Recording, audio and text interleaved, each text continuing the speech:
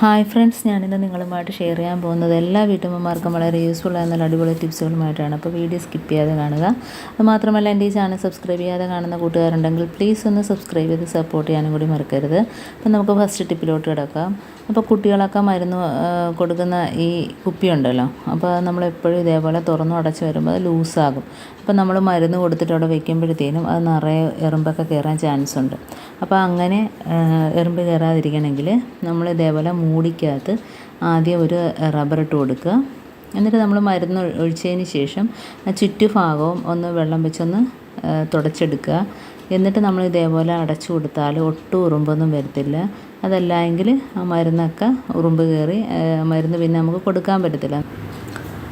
അപ്പം അടുത്ത ടിപ്പിലോട്ട് കിടക്കുക. അപ്പോൾ നമ്മൾ ഇതേപോലെ കിഴങ്ങൊക്കെ മേടിച്ച് വയ്ക്കുമ്പോഴത്തേനും കുറച്ച് ദിവസം കഴിയുമ്പോൾ അത് കേടായി പോകും അല്ലേ, അപ്പോൾ ചീഞ്ഞു പോകും. അപ്പോൾ അങ്ങനെ ഇല്ലാതിരിക്കണമെങ്കിൽ നമ്മുടെ കയ്യിൽ വിനാഗിരി ഉണ്ടെങ്കിൽ ഒരു ടിഷ്യൂ പേപ്പറിനകത്തോട്ട് ഒഴിച്ചിട്ട് നമ്മൾ ഇതേപോലെ എല്ലായിടത്തും ഒന്ന് സ്പ്രെഡ് ചെയ്ത് കൊടുക്കുക. അപ്പോൾ നമുക്ക് എത്ര നാൾ വേണേലും കേടാകാതെ സൂക്ഷിക്കാവുന്നതാണ്. അപ്പോൾ എത്ര കിഴങ്ങുണ്ടെങ്കിലും ഇതേപോലെ ഒന്ന് ആക്കി കൊടുത്തിട്ട് നമ്മൾ കിഴങ്ങ് സൂക്ഷിക്കുന്ന പാത്രത്തിനകത്ത് ഇട്ട് വെക്കുകയാണെങ്കിൽ എത്ര നാൾ വേണേലും നമുക്ക് കിഴങ്ങ് കേടാകാതെ ഇരിക്കുകയും ചെയ്യും. അപ്പോൾ ഇതേപോലെ എല്ലായിടത്തും ആകുന്ന രീതിയിൽ ഒന്ന് സ്പ്രെഡ് ചെയ്ത് കൊടുത്താൽ മതി. ഉണ്ടോ?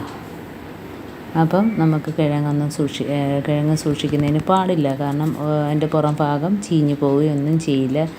അതിൻ്റെ തൊലി തന്നെ ഫ്രഷായിട്ട് എപ്പോഴും നമ്മൾ മേടിച്ച അതേപോലെ തന്നെ ഫ്രഷായിട്ടിരിക്കുകയും ചെയ്യും. അടുത്ത ടിപ്പിലോട്ട് കിടക്കുക. അപ്പോൾ നമ്മൾ ഇതേപോലെ വണ്ടൊക്കെ കയറുന്ന അരിയാണെങ്കിൽ കുറച്ച് ദിവസം കഴിയുമ്പോഴത്തേന് വണ്ടൊക്കെ ഉള്ള അരിയാണെങ്കിൽ നമ്മൾ ഇതേപോലെ ഒരു മുറത്തി ഇട്ട് കൊടുത്തതിന് ശേഷം അതിൻ്റെ ചുറ്റുഭാഗവും എണ്ണ തേച്ച് കൊടുക്കുക. എന്നിട്ട് നമ്മൾ ഇതേപോലെ ഒന്ന് ഇളക്കി കൊടുക്കുമ്പോൾ വണ്ടുണ്ടെങ്കിൽ ആ ചുറ്റുഭാഗത്തായിട്ട് അത് കയറിപ്പോകുന്നതായിട്ട് കാണാം. ഇതിപ്പം വണ്ടില്ലാത്ത അരിയായിട്ടാണ് ഇങ്ങനെ ഇരിക്കുന്നത്. ഇനി നമുക്ക് അടുത്ത ടിപ്പിലോട്ട് കിടക്കാം. അപ്പോൾ നമ്മുടെ വീട്ടിൽ തൂക്കാനൊക്കെ മടിയുള്ള ദിവസവും തൂക്കാനും തുടയ്ക്കാനും മടിയുള്ള ദിവസം ഇതേപോലെ ബ്രഷോ നമ്മുടെ വീട്ടിൽ ഏത് ചൂലാണോ ഉള്ളത് അതാണേലും മതി. അപ്പോൾ നമുക്കതിനകത്തോട്ട് സെല്ലോ ടേപ്പ് ഒട്ടിച്ചു കൊടുക്കാം.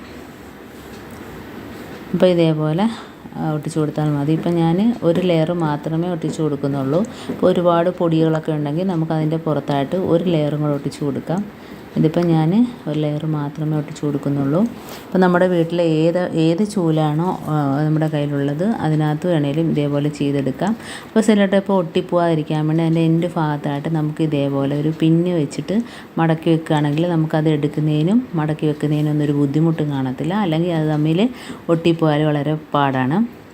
അപ്പോൾ ഇതേപോലെ ഞാൻ ബ്രഷിനകത്ത് വെച്ച് കൊടുത്തിട്ടുണ്ട്. കണ്ടോ? സെല്ലോ ടേപ്പ് ഒട്ടിച്ച് കൊടുത്തിട്ടുണ്ട്. ഇനി നമുക്ക് കട്ടിൻ്റെ അടി, ആലമാരയുടെ അടി, ഫ്രിഡ്ജിൻ്റെ അടി, കസേരയുടെ അടിയിലൊക്കെ തൂക്കുന്നതിന് അതായിരിക്കും ഏറ്റവും എളുപ്പം. അപ്പോൾ ഈ ചൂലാണേലും നമുക്ക് കുഴപ്പമൊന്നുമില്ല. ഇതിനകത്ത് വേണേലും നമുക്ക് ആ തുമ്പ് ഭാഗത്തായിട്ട് ഒട്ടിച്ചു കൊടുക്കാവുന്നതാണ്. അപ്പോൾ ഏറ്റവും നിരപ്പുള്ള ചൂലായിരിക്കും ഇതിന് ഏറ്റവും നല്ലത്. അപ്പം ഞാനതാണ് ബ്രഷ് എടുത്തത്. അപ്പോൾ അതിനകത്തോട്ട് ഒട്ടിച്ചു കൊടുത്തതിന് ശേഷം ഞാൻ തൂക്കുന്നത് കാണിച്ചു തരാം. ഉണ്ടോ? അപ്പോൾ ഇതേപോലെ നമ്മുടെ കുഷ്യൻ സെറ്റിൻ്റെ അടിഭാഗത്ത് ഇതേപോലെ തൂത്താൽ നമുക്ക് അതിന് അടിയിലുള്ള ചവറ്, അതേപോലെ തന്നെ മണ്ണ്, പൊടി, മുടി, നൂലുകളെല്ലാം അതിനകത്ത് കയറി പിടിച്ചോളും. അപ്പോൾ നമുക്ക് മടിയുള്ള ദിവസങ്ങളിലൊക്കെ ഇതേപോലെ ഒന്ന് ചെയ്ത് കൊടുത്താൽ മതി. അപ്പോൾ തൂപ്പും തുടപ്പും ഒരുപോലെ തന്നെ നടക്കും. തുടച്ച കണക്ക് തന്നെ മണ്ണും പൊടിയും എല്ലാം അതിനകത്തോട്ട് കയറും.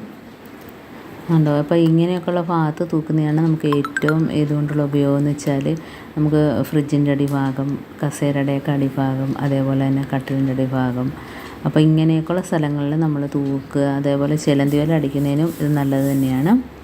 അപ്പോൾ എന്താണ്ട് കസേരയുടെ അടി, കട്ടിലിൻ്റെ അടി എല്ലാം ഇതേപോലെ ആക്കിയെടുക്കുക. വളരെ ഈസിയാണ്. നമുക്ക് എന്നിട്ട് ലാസ്റ്റ് ഇതേപോലെ തൂത്ത് ഒതുക്കുകയും ചെയ്യാം. കണ്ടോ? എന്നിട്ട് നമുക്ക് അതിനകത്ത് ഇതേപോലെ മണ്ണും പൊടിയൊക്കെ ഉണ്ടെങ്കിൽ എടുത്ത് കളഞ്ഞിട്ട് വീണ്ടും ഒട്ടിച്ചിട്ട് വീണ്ടും പൊടിയുണ്ടെങ്കിൽ ഇതേപോലെ തൂത്തെടുക്കാവുന്നതാണ്. അപ്പോൾ വളരെ ഈസി ആയിട്ട് നമുക്ക് ചെയ്തെടുക്കാൻ പറ്റുന്നതാണ്. അതേപോലെ തന്നെ അടുത്ത ടിപ്പ്, നമ്മുടെ സിങ്കൊക്കെ നമ്മൾ ഇതേപോലെ രാത്രി ഒന്ന് ക്ലീൻ ആക്കിയതിന് ശേഷം സിങ്ക് ബ്ലോക്ക് ആകാതിരിക്കാൻ വേണ്ടിയിട്ട് ഇതേപോലെ കുറച്ച് ഹാർപ്പിക്ക് അതിൻ്റെ നടുഭാഗത്തായിട്ട് കുറച്ച് ഒഴിച്ചു കൊടുത്താൽ മതി. അപ്പം പുറത്തോട്ടൊന്നും ആകരുത്. എന്നിട്ട് നമ്മൾ കുറച്ച് ചൂടുവെള്ളം ഒഴിച്ചു കൊടുത്താൽ മതി. ഇപ്പം നമ്മൾ രാവിലെ ആകുമ്പോഴത്തേന് ബ്ലോക്കൊക്കെ മാറിക്കിട്ടും. അപ്പോൾ എപ്പോഴും ഇങ്ങനെ ചെയ്തുകൂടാ. അപ്പോൾ ഇടയ്ക്കൊക്കെ ഇതേപോലെ ഒന്ന് ചെയ്ത് കൊടുത്താൽ മതി. ഒരുപാട് ബ്ലോക്കൊക്കെ ഉള്ള സമയത്ത് ഇങ്ങനെ ചെയ്താൽ പിന്നീട് കുറേ നാളത്തേക്ക് ബ്ലോക്ക് ഉണ്ടാവില്ല. കണ്ടോ കുറച്ച് ചൂടുവെള്ളം ഒഴിച്ച് കൊടുത്തിട്ടുണ്ട്. ഇനിയിപ്പോൾ രാവിലെ ആകുമ്പോഴത്തേനും അത് ക്ലീൻ ആക്കി കിട്ടും. അപ്പോൾ എത്രയേ ഉള്ളൂ എൻ്റെ ടിപ്സ് നിങ്ങൾക്ക് ഇഷ്ടമായിരിക്കുന്നു. അതിലേതെങ്കിലും ഒന്ന് യൂസ്ഫുൾ ആയിട്ട് തോന്നിയിട്ടുണ്ടെങ്കിൽ ഒന്ന് ലൈക്ക് ചെയ്യാനും കമൻറ്റ് ചെയ്യാനും സബ്സ്ക്രൈബ് ചെയ്യാനും മറക്കരുത്. അതേപോലെ തന്നെ ബെല്ലൈക്കൻ എനേബിൾ ചെയ്യാനും മറക്കരുത്. എന്നാൽ മാത്രമേ ഞാനിടുന്ന ഓരോ വീഡിയോസും നിങ്ങളുടെ മുമ്പിൽ നോട്ടിഫിക്കേഷനായി എത്തുകയുള്ളൂ. അപ്പോൾ ഇനിയും നല്ല നല്ല ടിപ്സുകളുമായിട്ട് വീണ്ടും കാണാം. അതുവരേക്കും താങ്ക്സ് ഫോർ വാച്ചിങ്.